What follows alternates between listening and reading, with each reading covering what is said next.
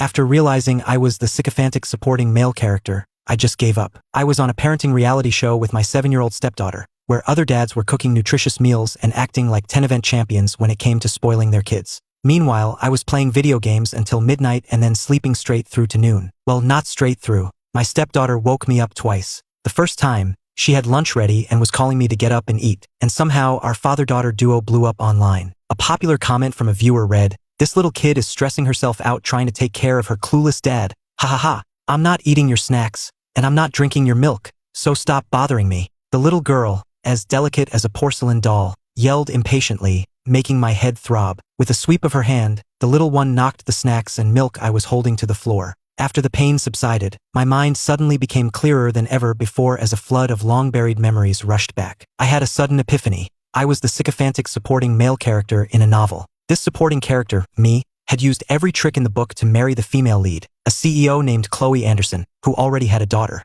Less than half a year into the marriage, Chloe and the male lead, Liam Carter, fell for each other, both convinced they had found their true love. Chloe asked me for a divorce, and my stepdaughter, Sophie, became their biggest cheerleader, helping them become a happy family of 3. As for me, the simp of a supporting character, my love turned to hate. I harassed the female lead, framed the male lead, abused my young stepdaughter, and ultimately met a tragic end. Learning all this, I was a complete mess. I wanted nothing more than to get a divorce on the spot and get far away from the female lead, the male lead, and the stepdaughter. But right after the wedding, Chloe went abroad on a business trip and hadn't returned since. And before my epiphany, in an effort to build a father-daughter bond with Sophie, I had signed us up for a parenting reality show. Now, Sophie and I were already with the production crew. Breaking the contract meant paying a hefty fine, and I'd rather die than part with my money. I decided to just slack off and coast until the show was over. The one who had just yelled at me impatiently and knocked my snacks to the floor was Sophie. The little girl looked like a pixie, with eyes like dark, round grapes, long eyelashes, and fair, supple skin. Her high-quality pink dress made her look adorable and soft, but her temper was just as foul as her mother's. However, the only reason Sophie was on this show with me was because I had begged her mother. I told Chloe I wanted to build a relationship with Sophie. Chloe had married me wanting a hands-off approach to motherhood, so when I volunteered to take care of the kid, she used her maternal authority to force Sophie to agree. As a result, Sophie had given me the cold shoulder the entire trip, while I shamelessly fawned over her, asking if she was okay, offering her water and snacks, acting as attentive as an old servant. But the one trying so hard to build that father-daughter bond was the me from before, the one who hadn't woken up. The me right now was enlightened, just thinking about how this little girl acted like a tiny iceberg around me, only to instantly transform into a sweet, obedient, and charming angel for the male lead, Liam Carter, made me lose all motivation to cater to her, even if she were my own flesh and blood. "You said you didn't want it, so I'll stop bothering you." I swiftly gathered all the snacks from the floor back into my bag, then deliberately pulled out her favorite lime-flavored potato chips and started crunching on them. "There's nothing difficult in the world if you're willing to give up." Sophie snorted, as if she didn't believe me for a second. Before my awakening, I was a love-struck idiot, a total simp. After getting signed to Chloe's entertainment company on the strength of my God-given pretty face, I focused all my energy on chasing her, completely neglecting my career. Several times, I ditched work on set just to accidentally run into her, earning me a terrible reputation in the industry and a storm of criticism from online users. Zero professionalism. The moment I appeared on screen, the live chat was flooded with insults directed at me. "Damn, that simp actually showed up. Go die. How can something so disgusting share the screen with my god, Liam? See that little cutie Sophie next to him? This guy is desperate to be her stepdad. I heard the little cutie has a super powerful background. As for how a pretty boy like him got where he is, well, if you know. With that revelation, combined with my fawning behavior towards Sophie on the way here, the comments section was calling me a shameless toad with skin thicker than a castle wall, a simp, and worse. And because Sophie had completely ignored me from the start, with her only interaction being a temper tantrum, the viewers were all praising her for being so clear-headed. I sighed internally. Couldn't these people see I had turned over a new leaf? I took a carton of milk, tore off the plastic around the straw, and jabbed it in. Sophie turned to look at me, her little mouth curling into a disdainful smirk, her expression screaming, "No matter how much you suck up, I'm not drinking any milk you give me." After sticking the straw in, I didn't even offer it to her. I just started drinking it myself. The little girl's delicate face froze. She must have thought that, like before, I would eagerly hand her the milk, desperate to project the image of a doting father. After all, ever since we'd met, I had been exactly what the viewers called me, a simp, constantly trying to please her and her mother. But who would have guessed that this time, I'd drink it myself? The viewers were losing their minds. "This is way too juicy. Whoa, this drama is huge.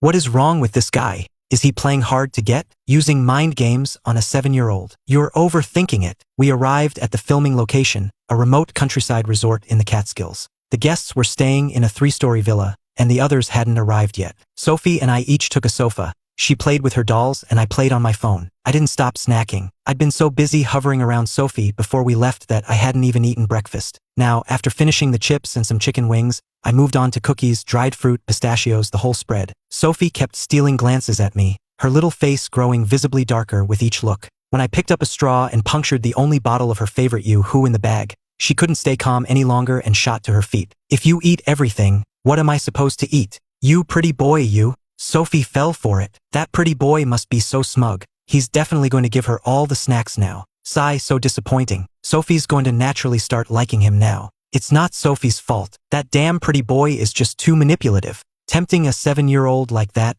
who could resist? I'm a 19-year-old baby and even I couldn't resist. I stuck the straw into the Yoo-hoo and said to Sophie, "You're the one who said you wouldn't eat my food. But I want it now. Give me the Yoo-hoo." Too late. You're the adult, and I'm the kid. Can't you just let me have the Yoo-hoo? We're both new at this being a person thing. Why should I have to give in to you? Sophie's face turned even redder, but her darn childish pride wouldn't let her back down. But I'm your daughter. You said you would treat me like your own. Oh, that was before. Now that I'm married to your mom, I've realized we're not compatible. She doesn't like me, so I'm planning to divorce her. You won't be my daughter for much longer. You said it, so you can't take it back. I'm gonna call my mom right now and tell her you want a divorce. Kids these days are too smart, so precocious. She had seen me act pathetically in front of her mother too many times before. Once, I was so desperate to see Chloe that I was even about to threaten suicide. So even a child like her knew I was head over heels in love with her mother. When I said I wanted a divorce now, Sophie thought I was just trying to scare her. I took a sip of the Yoo-hoo and nodded like a pecking chicken. Yep, go ahead and call her. Sophie, who clearly hadn't expected such an agreeable response, fell silent. The live chat also went unusually quiet. After a while, a comment finally popped up. I don't think the pretty boy is playing games or bluffing about the divorce. Talking about divorce on the show, is he for real? Is he really willing to give up the wealthy marriage he shamelessly simped his way into? Could it be he's finally getting the water out of his brain? But saying it in front of the kid is just awful. What's the big deal? He's just the stepdad, and Sophie doesn't like him at all. She's probably thrilled he's bringing up divorce. I just can't bring myself to like him, no matter what. Footsteps sounded outside the villa, and the live chat exploded, but none of the new comments were about Sophie and me. The entire screen was now spammed with Liam Carter's name. The heartthrob has arrived. Ah, he's so handsome. I want to swing on his nose bridge. Finally caught my man Liam. OMG. So handsome. Licking the screen. JPG Liam Carter, fair-skinned but rail-thin, walked in with a large backpack, a huge suitcase in one hand, and a cute 5-year-old girl in the other. Liam smiled and said hello to me. After setting down his bags, he gently lifted the little girl, Ava, onto the sofa. Liam was the only single guest on this season, and the child with him was a non-celebrity kid named Ava, handpicked by the director for being beautiful, smart, and clever. Liam unzipped his backpack, pulled out a pack of Yoo-hoos, and walked over to Sophie, who was still glaring at me. He smiled gently and said, "Sophie, I happened to bring your favorite Yoo-hoos. Here you go." He acted very familiar with Sophie, which didn't surprise me. His actions were exactly as they were in the novel's plot. If I hadn't had my epiphany, I would have exploded right then and there. Before coming on the show, I had received an anonymous envelope containing photos of Liam in Chloe's car and of Chloe hugging Liam. Liam was also an artist at Chloe's company, a top-tier actor, but the two of them never seemed to interact privately. Receiving photos like that out of the blue, I couldn't quite believe they were in a romantic relationship. But here on the show, seeing how familiar Liam was with Sophie, it was a different story. Sophie was usually embarrassed to let people know she loved drinking Yoo-hoo. In the original plot of the book, I didn't look closely and immediately believed the photos, convinced something was going on between them. That's what started my journey of self-destruction as the villainous supporting character. I would have forbidden Sophie from drinking the Yoo-hoo he gave her, but the more I tried to stop her, the more determined she would have been to drink it, causing a huge scene and earning me even more hatred from the audience. But now I was awake. Since Liam wanted to interact with Sophie, I quickly moved out of the camera's view, stepping aside to continue drinking my Yoo-hoo and scrolling on my phone. The live chat was full of praise for Liam. Damn, I never knew Liam was so gentle and such a gentleman in real life. I was watching the stream on the way here and saw Sophie wanted a Yoo-hoo. He comforted her the second he arrived. You know, if Sophie's stepdad was the gentle heartthrob Liam instead of that brain-dead pretty boy, the picture would be so much more harmonious and beautiful. I'm kind of starting to ship Liam and Sophie's father-daughter dynamic. I was speechless. In front of the legally married husband, they were hoping the other man would win her over. Who were the real brain-dead ones, spouting such morally bankrupt nonsense? So, Sophie wasn't wrong, Liam wasn't wrong, and I was the only one at fault. No matter what Sophie and Liam did, the audience adored them and only ever insulted me. Fine, I was a love-struck idiot, I deserved it, okay? Annoyed, I started playing a game on my phone. I had already moved away, but then something heavy landed in my lap. Liam had tossed the pack of yoo-hoos to me. Sophie's too shy to take it. You can hold it for her and give it to her later. Liam was still smiling, his tone still gentle, but his eyes were clearly cold. I looked at Sophie, confused, and she glared back at me. What was with this little devil? Why was she suddenly going off script? Ethan, you're the adult. You shouldn't be so immature as to snatch a child's snack. If you're really craving it, just hold on and buy some for yourself after the show. Liam is so right to call him out. This guy is such a glutton, stealing a kid's snacks. Seriously, is he a pig? Why even give that guy airtime? Isn't it better to just admire our amazing Liam? I picked up the yoo-hoos and decisively pushed them into Sophie's hands. Here, they're all yours. If you run out, just ask him. I'm sure he'd be more than happy to keep buying them for you. Liam's eyes lit up. He affectionately placed a hand on Sophie's head, his face full of fatherly love. Of course, Sophie. Anytime you want one, just tell Uncle Liam, and I'll buy them all for you. I stood up and walked out of the villa. I can't win against you people, so I can at least walk away, right? There were no official tasks for the day. It was mainly about capturing the guests' travel and arrival. For those of us who arrived early, the crew had arranged meals. Except for me, who didn't follow the plot and just slacked off playing games all day, Sophie spent her time with Liam and Ava. By the time all the guests had arrived, it was already evening. We drew lots for rooms, and Sophie, Liam's group, and I ended up in 2 adjacent rooms. Each room had 2 beds. I had been playing games for most of the day, and after washing up, I lay in bed and continued playing. At 10:30, Sophie came back to the room. Without stopping my game or looking up, I asked, "Why are you back?" According to the plot, after Liam came to her rescue and gave her the yoo-hoos, she was supposed to fall for the gentlemanly male lead, clinging to him all day and dreaming of him becoming her father. And since I, the supporting character, hadn't tried to sabotage anything or drag her back, she should have completely forgotten about me and just slept in their room. So why did she come back on her own? After I asked, Sophie was silent for a long time. Taking a quick break from my game, I looked up and saw the little girl standing in front of my bed, her little fists clenched, her delicate face tense as she glared at me resentfully. I was confused. What's wrong? Who owes you money? Why didn't you come looking for me? This is my bed. Why did you want me to sleep somewhere else? The little girl yelled, her eyes red and welling up with tears that she fought hard to hold back. You were never like this before. Ava is so childish, and I had to play with her all day. I thought you would come get me, but no, all you care about is your stupid game. And why did you let me drink a stranger's yoo-hoo? Aren't you afraid I could have been poisoned? My mouth twitched. I don't think it would go that far. My teacher taught us not to take food from strangers. You're my stepdad, and you didn't even try to stop me. How can you call yourself my stepdad? Didn't I tell you? Well, until you're divorced, you're still my stepdad. After shouting, she huffed, turned around, and trotted off to take a shower. I was baffled. Why the sudden change in personality? Didn't she used to hate the idea of me being her stepdad? I felt like I must have missed something, so I paused my game and opened my phone to rewatch the live stream. I saw that of the pack of yoo-hoos Liam had given Sophie.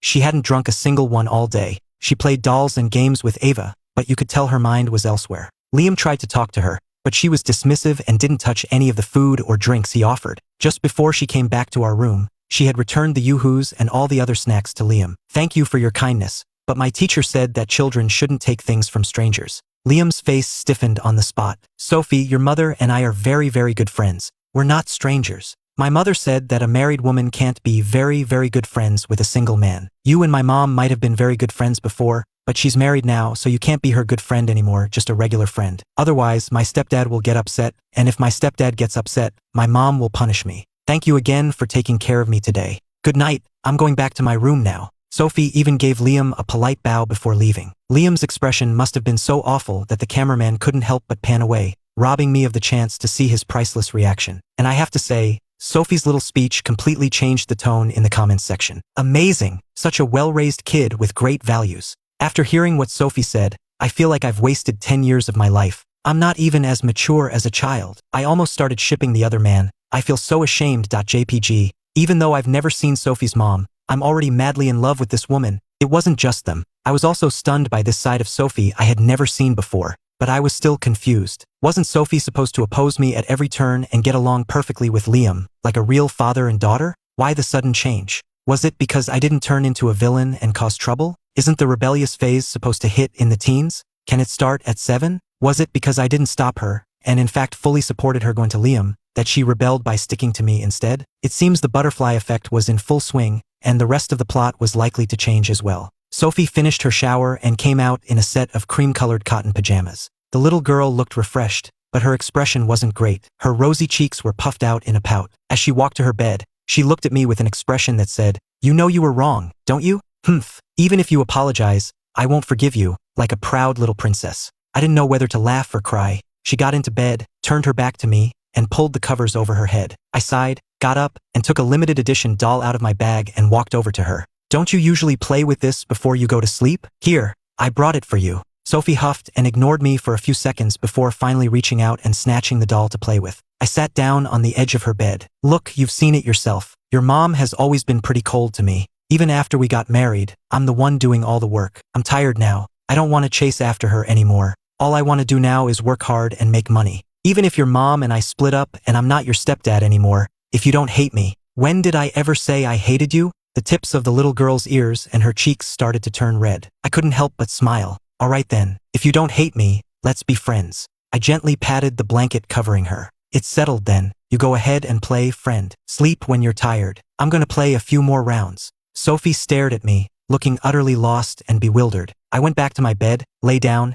and turned on my phone. "Friends, my ass LMAO.jpg. 20 years from now at Sophie's wedding, she'll point to a gray-haired man in the audience and say, 'This is my childhood friend, LMAO.jpg. Even though Sophie looks so confused and pitiful, I just can't hold it in anymore. Ha ha ha ha. Allow me to laugh first. Ha ha ha ha ha ha. I went and covered the camera. Even though it was a live stream, we were allowed to cover the cameras at night. "Oh, don't cover it. Don't cover it. We want to watch, please. I'm begging you. I want to stay up all night watching the cutie and the big goofball sob." Watching more and more viewers flood into my stream, I was completely puzzled. Why were they abandoning their beloved heartthrob Liam to stay up all night watching a disliked, scandal-ridden, D-list nobody like me? And who was this big goofball they were talking about? Me? They have no taste. I'm a perfectly clear-headed, intelligent man. But I had to admit, ever since Sophie came back, the comments in the live chat had become much more normal. I played my game while Sophie made and changed her doll into 2 new outfits before getting ready for bed. "Aren't you going to sleep?" My hands didn't stop. "After this round." But after one round,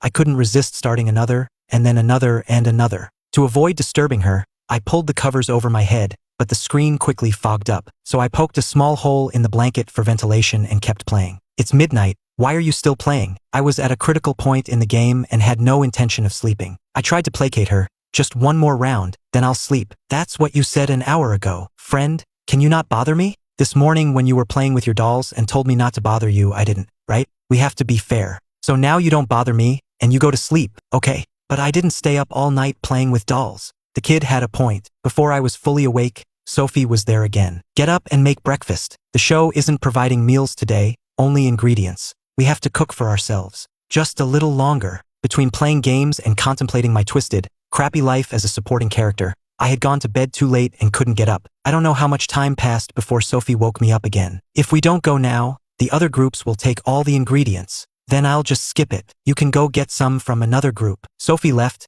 but before I could fall back asleep, she was back. "Get up. I made breakfast, and you have to eat all of it." Such a determined little girl. I walked into the dining room, still on my phone, and was nearly blinded by the lavish East meets West breakfast spread on the table. Especially in front of Liam and Ava, there were freshly made dumplings, hand-pulled noodles, newly baked egg tarts, a pomelo peeled down to the pulp, and a fruit platter arranged like a work of art. The other parents had also prepared breakfast for their kids. "Liam, I can't believe a guy like you can cook so many delicious things." Liam smiled, pressing his lips together. "I started cooking when I was young, so I'm used to it." "So, Liam, you must have woken up really early today, right? It took me an hour just to make a sandwich and a fruit and vegetable salad, and I barely made it even though I got up at 6:30. I'm a bit out of practice, I got up at 4 a.m. I love kids and want to give them the very best. I also enjoy cooking, and these are all things Ava loves to eat and are good for her. When I have my own kids, I'll do this for them often. I love Liam.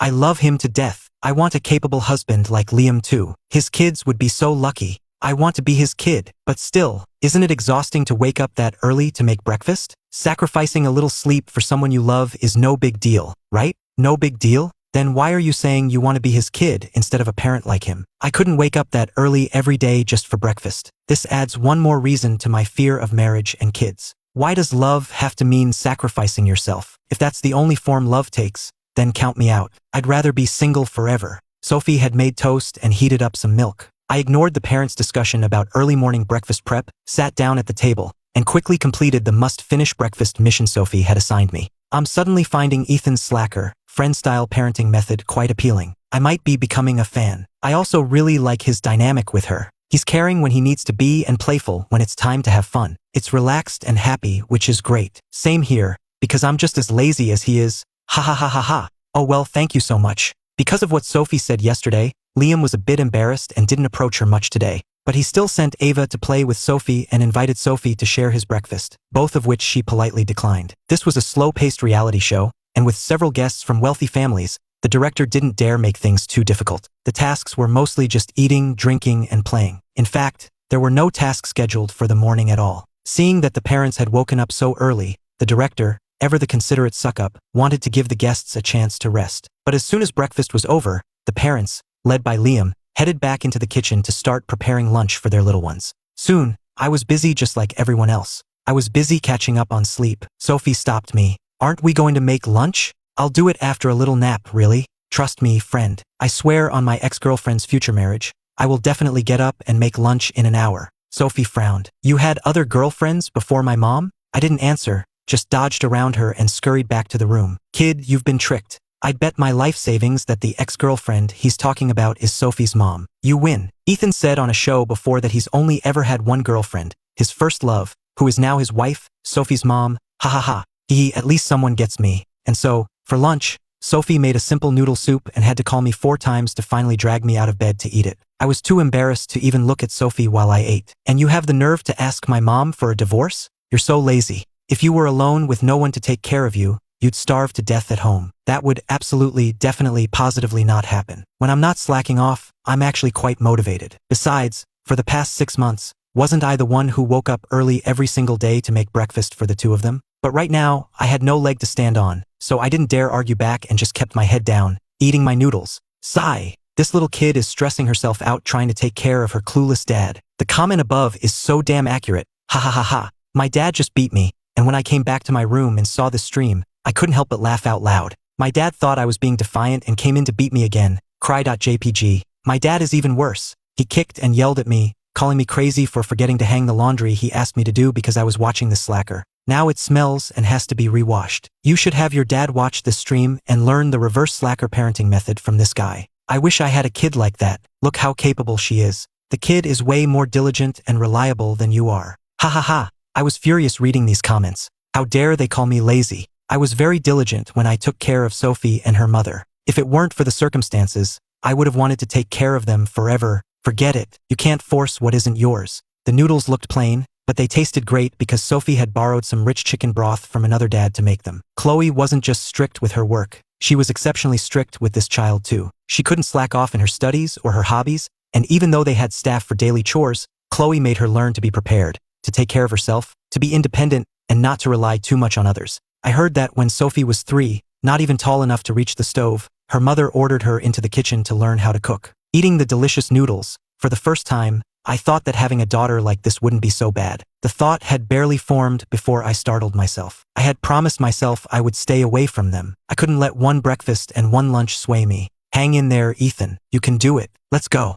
That evening, the director sent out a task via our phones. Visit a local specialty food street in the city. However, after this task, Liam, who had previously just been cold to me, now looked at me as if he wanted to kill me. Because halfway through the task, my viewer count, which had been just a few tens of thousands behind his, had more than doubled his by the end. To be honest, I was baffled. He was an A-list actor. The last few digits of his follower count alone could crush my entire fanbase. He had heavily promoted this show, and tons of his fans had been camping in his live stream since it started. Logically, no matter how popular Sophie and I got, we shouldn't have been able to surpass him. But reality was cruel. We surpassed him, hehehe. I thought back carefully but couldn't recall anything particularly eye-catching that Sophie and I did during the task. I remembered that after getting the task, feeling guilty about eating 2 meals she'd made, I told Sophie before we went to the food street that she could order whatever she wanted, and it would be my treat. Then, when we got to the food street, the little girl was struck with indecision. I was much better off. I didn't have that problem at all because only children make choices. Adults, of course, want everything. So, I took Sophie and we started conquering the street. Adhering to the principle of trying everything without exploding, we agreed to buy one of everything and split it. We really just had a very normal outing, strolling and eating some snacks. And now I was genuinely treating her as a friend. I bought a grilled sausage, thoughtfully broke off a small piece with the skewer to taste it, found it a bit spicy and gave the rest to Sophie, patting her on the shoulder and saying, "Friend, this is good. It's all yours." I bought the most expensive milkshake from the ice cream shop and even paid extra for an empty cup. I poured a little to taste it, it was delicious, and I accidentally drank the whole thing. Then I saw Sophie's crestfallen face, felt ashamed and embarrassed, and quickly bought her a new one. But she said she couldn't finish it, so I poured a little for her and drank the rest myself. It was only with the milkshake that I had a bit more. For everything else, I swear I only took one bite and gave the rest to the kid. I swear I really didn't steal her food this time. It was mainly because I had already drunk 2 milkshakes and was too full to even think about taking the kid's food. Hehe. So, there was no way we were doing something shameless like using Sophie to gain sympathy viewers. But the live chat in our stream was indeed much livelier than before. Ha ha ha ha, I'm dying of laughter. Ethan is the biggest snacker I've ever seen. This goofball, he finished everything he liked and gave all the stuff he didn't like to his daughter, LMAO.jpg. So relatable. When I say I'm afraid of gaining weight, my boyfriend does the exact same goofy thing. Ha ha ha. Amidst this harmonious discussion, or rather roasting, the number of viewers in our stream started skyrocketing by the second. It was unbelievable. The next day, my live stream was almost shut down for a violation. Someone was spamming my comments section, accusing me of buying fake viewers. But before I could even react, everything went back to normal, and all the comments accusing me of buying followers vanished completely. I heard a commotion from the next room. I was just about to leave my room when I overheard the director at the door, yelling at Liam, telling him to stop causing trouble, or else not just the show, but his entire career would be ruined. Liam promised he would never do it again and begged the director to plead with some important person to forgive him for his stupid actions this time. I was shocked. The director used to treat Liam like a king, and now, in the blink of an eye, he was daring to yell at him. That level of growth was worthy of worship. After the director left, Liam came out a short while later. He seemed like a new person. Last night he looked like he wanted to murder me, and now he was suddenly calm and friendly. When our eyes met again, his gaze was as still as water, as if he had seen through the vanities of the world and was ready to achieve enlightenment on the spot. I had to resist the urge to run up to the director and give him a big thumbs up. I remarked to Sophie, "The director of our show is a badass." It wasn't the director, it was clearly my, never mind. If you say the director is a badass, then he's a badass. As long as you're happy. This little girl, who did she think she was talking to? So disrespectful. The task for the final day was to hike a mountain with breathtaking scenery along the way. Sophie and I took tons of photos, and her photography skills improved by leaps and bounds. I'm confident that when she's older and in a relationship, she'll never be the one who takes bad pictures. Once we reached the summit, it was time for the emotional wrap-up, the legendary, all-important tearjerker segment of the show. The hotel garden at the summit had been decorated by the crew to look like a wedding venue, romantic and beautiful. To enhance the effect, a screen on one side of the stage displayed the live comments, as the director was determined to make the viewers cry along with us. Soon, each group would be joined by a new mystery guest, usually a parent or, if they were unavailable, another relative or friend. I had invited Olivia, Chloe's executive assistant, to join Sophie and me for this final segment as a friend. Although Chloe and I were married, to be honest, I had seen her assistant far more often than I had seen Chloe herself. Besides, I had important business with Olivia. I needed to get Chloe's schedule for the next few days from her so I could corner her to talk about the divorce. She was too busy. When it was our group's turn to give our tearful speeches in the middle of the red carpet, Olivia hadn't arrived yet, but she had messaged me saying she was close. So Sophie and I went first. The emotional background music started playing. We stood face to face, and I had to strain to make my eyes even a little bit red. But the viewers in the live chat, who had just been getting emotional and crying along, suddenly changed their tune. The scene is so emotional. The music is so emotional. But why do I burst out laughing the moment I see this big goofball Ethan? Trying to hold it in. .jpg. Uffed. Hold it in. You can't laugh during a scene like this. You're killing me. Ha ha ha. I'm a helpful person. I'll laugh for you. Ha ha ha ha. The tears I had worked so hard to summon were gone. I had to fight to hold back my laughter, my lips trembling as I condensed the long, emotional speech I had prepared. Sophie, after the show is over, will you still want me as your friend? Whether you want to or not, I've decided you're my friend. By the way, about that promise you made at the food street to treat me to the most expensive meal, when are you going to make good on that? Give me a specific time. Next week or next month? Sophie's expression was one of pure disgust at my mood-ruining antics. I felt a little wronged. It wasn't my fault. It was those trolls in the live chat, spouting all that nonsense. If I didn't get this over with quickly, I was going to give myself an internal injury from holding in my laughter. Sophie took a deep breath, her pretty little face serious. Can you not divorce my mom? I froze. With that one sentence, no matter what chaos was erupting in the live chat, I couldn't laugh anymore. Her words made my heart ache a little. I want you to be my dad. I like you being my dad. I really mean it. If you're divorcing mom because of me,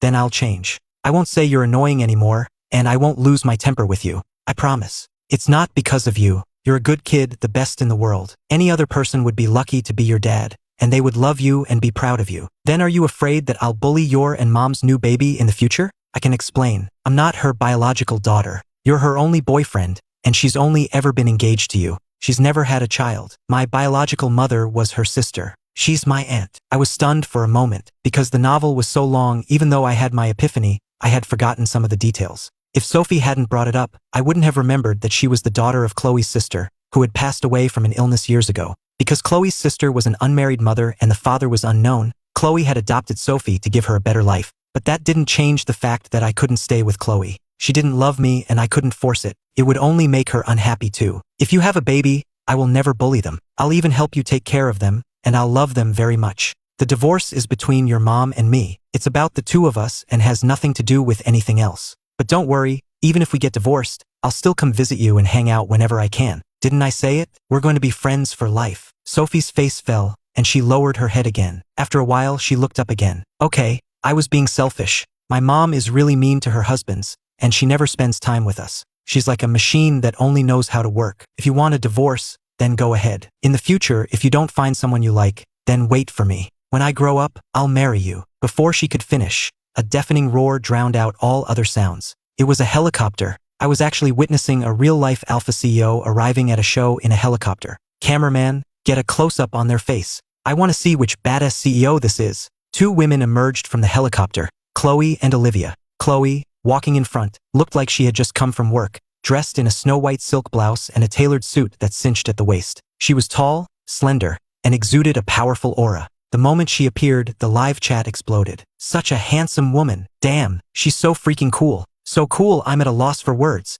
It's true, when a woman is this cool, men don't even stand a chance. 1 minute, I want all the information on this woman. Sophie and I were still in a daze. Chloe was always incredibly busy, never stopping for a moment. Why would she show up at a variety show? If the helicopter's roar hadn't been so painfully loud, neither of us would have believed our eyes. Sophie was calmer than I was. She ran towards Chloe first. Mom, it's Sophie's mom. Ah, this is insane. Ethan, you big idiot. Are you really going to divorce her? If you do, let me have her. Me too, me too. Before Sophie could finish, Chloe walked right past her. Then, we both noticed that the screen of the phone in Chloe's hand was playing our live broadcast, which meant she had seen everything. Me talking about divorce and Sophie agreeing to it and then promising to steal me away from her. Sophie and I looked at each other in silence, each lighting a candle for the other in our hearts. Chloe was known to only read financial reports, never watch entertainment shows. Sophie ran in front of Chloe again, her face a mask of grim determination. Mom, you're not allowed to be mean to Ethan. I ran over too,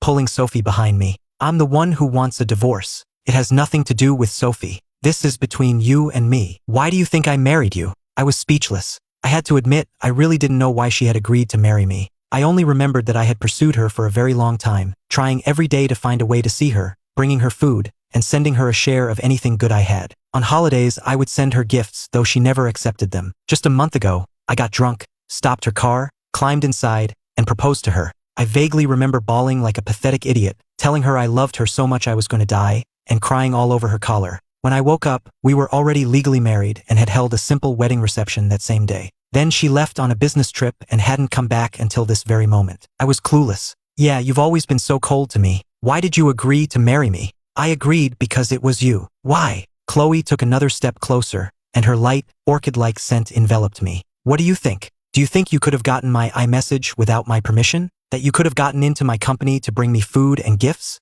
That you could have stopped my car? Climbed inside? That you could have had the chance to tell me you wanted to marry me? This was the first time she had ever said so much to me. The Alpha CEO's long con. I ship it so hard, but doesn't she have a mouth? If she likes our goofball Ethan, why didn't she just say so? Sigh, what a shame. But she's beautiful, cool, and rich. Who needs a mouth? Chloe took another step, pressing herself almost into my chest. I stumbled back in a panic. So, if what she was saying was true, she actually liked me, which was why she let me chase her and ultimately married me. Then what about the male lead? What was the deal with Liam Carter? Couldn't be that I turned into a villain and ruined my own marriage just because I suspected something between her and Liam, right? Besides, it was a fact that she had always been cold to me, And those photos of Liam in her car and her hugging him proved she wasn't as innocent as she claimed. I calmed myself down again. Anyway, I want a divorce. Just assume I don't like you anymore, and we can part amicably. I've already made plans. From now on, I'm gonna work hard and make money. Who needs a marriage, a wife, or a daughter? They'll only slow down my money-making. Chloe stared at me intently, a flicker of hurt in her eyes. But she was always good at controlling her emotions, and she quickly composed herself. If you want a divorce, I respect your decision. Before we finalize it, I have one request. Go on. I know I haven't been good enough, and that's why you're disappointed and want to leave me. I'm just asking you to give me one more year. I will try to be a new and better wife. I've been working non-stop for the past month, since the wedding precisely, so I could clear my schedule to spend a proper honeymoon with you. I was not satisfied. A year? No way. Then half a year? No. Fine, 1 month. Just give me 1 month. If you still insist on leaving after that, I'll agree. Even a month felt long. Give me 1 month, and when we divorce, I'll give you $100 million. Before my epiphany, to prove I wasn't after her money, I had begged her to have a lawyer draw up a prenuptial agreement stating that if we divorced, I wouldn't get a single penny of her assets. So I never expected to get any money from her in a divorce. Now she was offering $100 million, and my heart skipped a beat. Just 1 month for $100 million. That sounded like a pretty good deal. Did the plot even matter anymore? But after a few seconds of hesitation, Chloe spoke again. $1 billion plus all of my personal shares in the company. All for you. My money is tied up in company projects, so the most cash I can offer right now is $1 billion. Think about it. Just 1 month. I wanted to call a lawyer to draft the contract right then and there. And so I shamelessly agreed, because, damn it, she was offering way too much. Could any human being refuse that? No. Fine, I admit it. I'm just a shallow, pretty boy living off Chloe Anderson. As soon as we got home, Chloe transferred the $1 billion to my account and tried to transfer the company shares to me as well, but I found it too troublesome and didn't sign the papers. A month later, several of Chloe's company projects turned a profit, and she transferred another $1 billion to me. Month after month, Chloe kept transferring money to me. And so, in the end, the divorce never happened. One day, I threw those photos of Liam in front of her. Chloe was completely unfazed. And you call yourself a Photoshop expert in front of Sophie every day? Can't you tell these are fake? And you know what? Upon closer inspection, she was right. And after that parenting show ended, Liam's contract with the company was terminated, and he had no further contact with Chloe. Liam was supposed to be the male lead, but because I made different choices instead of becoming a villain and following the plot, he, the male lead, lost his cool. He couldn't control himself and tried to oppose me, falsely accusing me of buying followers. But he never expected Chloe to expose him, and in the end, he couldn't win against me. The following year, I accidentally got Chloe pregnant. I had planned to wait another couple of years, and I strongly suspect Chloe orchestrated it, but I have no proof. After she got pregnant, she bought me a luxury yacht as a gift, so I decided not to press the issue. Besides, someone had promised in front of millions of viewers that she would help raise the baby. So I willingly resumed my life as a simp for the Alpha CEO. I started helping Chloe manage the company, began cooking her 3 meals a day again, and doted on her constantly. And Chloe, true to her word, treated me better and better. I was so happy I completely forgot about the whole divorce thing. The next year, our daughter Lily was born. Whenever Sophie was on break from school, our house looked like this. Sophie, your sister's hungry. Go make her a bottle. Sophie, your sister's crying. Go comfort her. Sophie, your sister pooped. Change her diaper. And then Sophie would go, muttering to herself. Again? Didn't she just go? Dad, Lily's poop is a bit dark this time. Do you think she's dehydrated? Should we add some electrolytes to her formula? After her sister was born, this once cool little princess had become an expert at taking care of her. Oh, and there was one other major change. The girl who used to be as cool and aloof as her mother was now a total chatterbox.